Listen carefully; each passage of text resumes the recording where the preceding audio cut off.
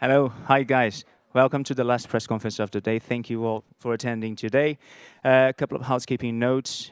Everyone's going to be standing here. We're going to have 1 minute of standing pictures. Please take as many pictures as you want. Then, when I tell you guys, please move to the back, move to the sides. Please do not take pictures from the front rows. Remember, flashes are not allowed. Remember to leave some space for our volunteers. If you can put your camera in a silence mode, that would be great too. For you media, when you ask your questions, please remember to stand up and then announce which media you work for. Always remembering that our press conferences being broadcast live at the http://bell.ca/movie lover. And they're also available on your smartphone, only on the Bell network. I would very much like to welcome on stage the director, the screenwriter, and the actors of the film The Conspirator, and moderator Henri Béard. Thank you.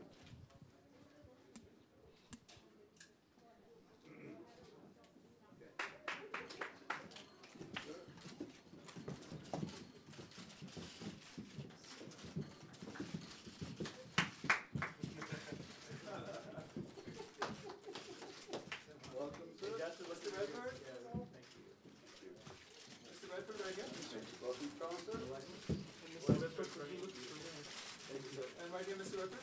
Well, what's Robin? Robin this way. Robin. James over here. And Kevin right here. Jenny's over here. Justin, down here. Yes, thank you. Thank you. James, sir. Mr. Redford, can you look to your left, please? Mr. Redford, Redford, side in, please. Alexa right here. Robert? Oh, sorry, Mr. Redford. Sorry. Robin on your right. And Robin, Robin, could you look over here? Robin, over here.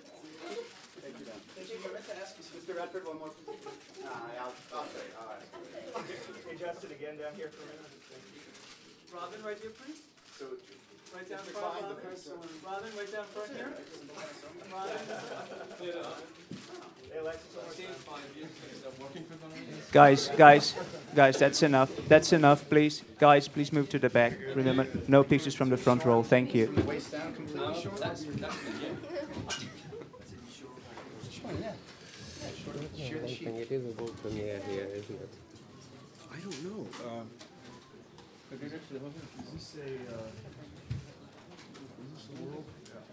I'll find out.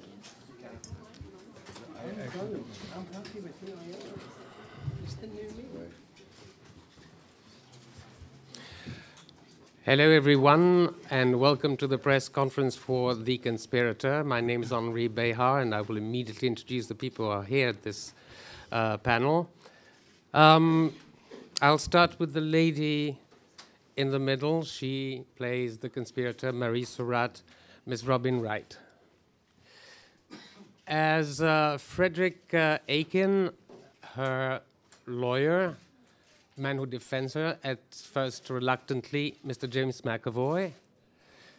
As Sarah, his fiancée, Miss Alexis Bledel. As his lieutenant assistant, Nicholas Baker, Mr. Justin Long. As Marie Surratt's most formidable opponent, but nothing personal really, Edwin Stanton, Mr. Kevin Kline. At the far end of the table, the gentleman who wrote the script, Mr. James Solomon, and sitting next to me, the gentleman who directed it, Mr. Robert Redford. And I guess the first question will probably go to you, Mr. Solomon.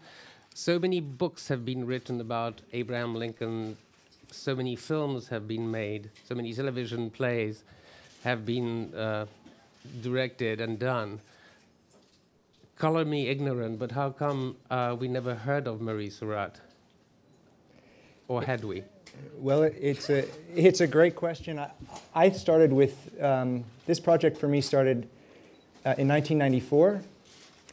And I came across a transcript for a trial called the Conspirators Trial and had no idea that there was more than one attack on the night that Lincoln was assassinated. And that was the starting point for me. And then learned that there was an incredibly human story between a mother and a son. And that's where I wrote from. And now, 16 years later, here we are. Any of you on this panel knew of Mary Surratt before? Any of you on this panel history buffs, people who are very interested in history or do some sort of research? Robin?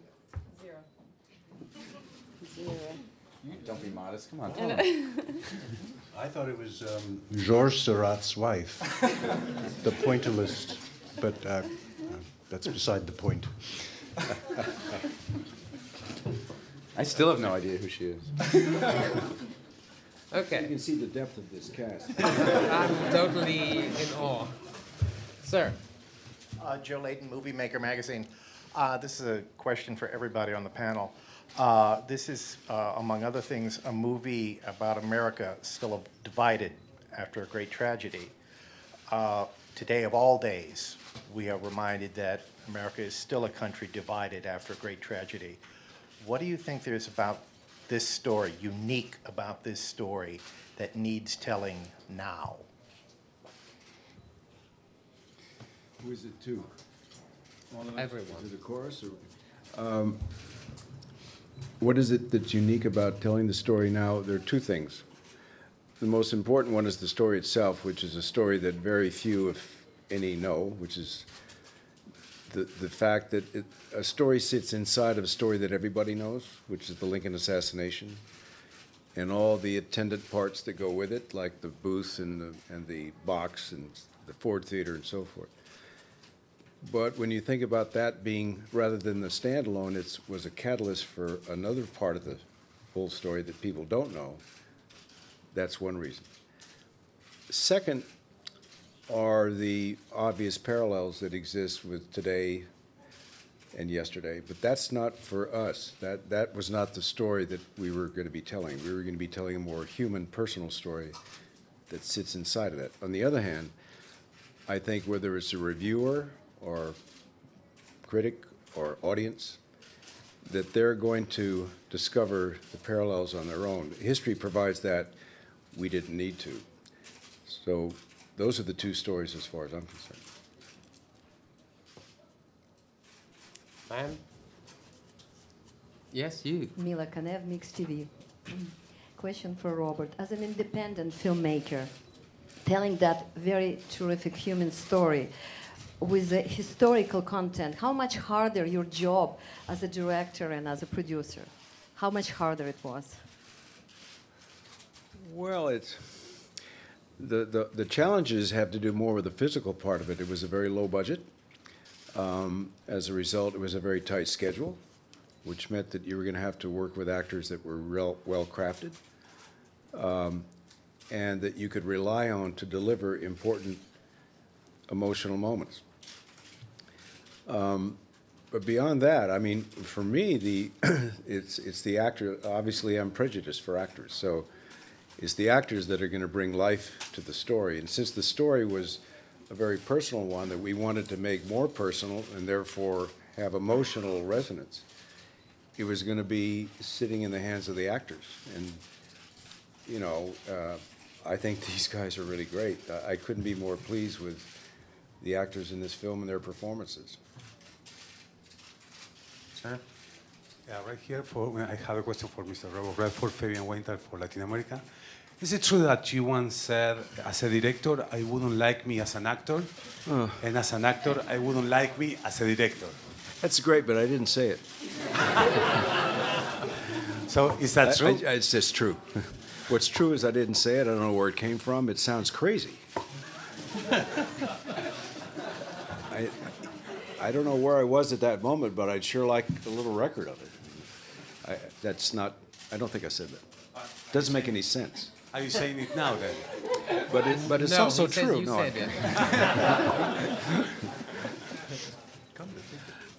it. To come back to the film, I'm sure there were many actors who wanted to get on board, particularly because you were directing it, Mr. Redford. And the central role, the one that Robin Wright plays, must have been also very much fought for. What made you decide on Robin? And Robin, what made you decide to approach the project? Well, I always wanted James McAvoy and Robin were my first choices, and I wanted them, and I approached them, and they came on. There were other actors that were attracted to the part, but without disparaging anybody else, these were the ones I wanted. So I'm very happy with what I've got. I think the rest you can. Robin. Well, we had worked together as actors years before. So when he called and he said, I'm not going to give you a history lesson, so do you want to do it? And I went, yeah, because I failed history in high school. So I said, of course, I'll sign on. But he didn't tell me much about it, to tell you the truth. We talked more about this relationship and how I was going to be a surrogate mother in a way, and not so much about the factual story that he was going to tell.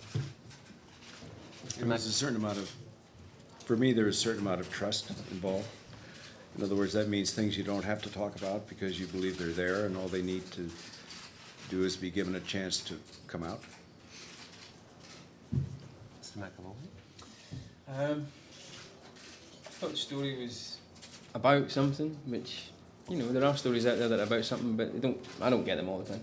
And that was exciting. And then getting to work with Robert was hugely, hugely exciting, I have to say.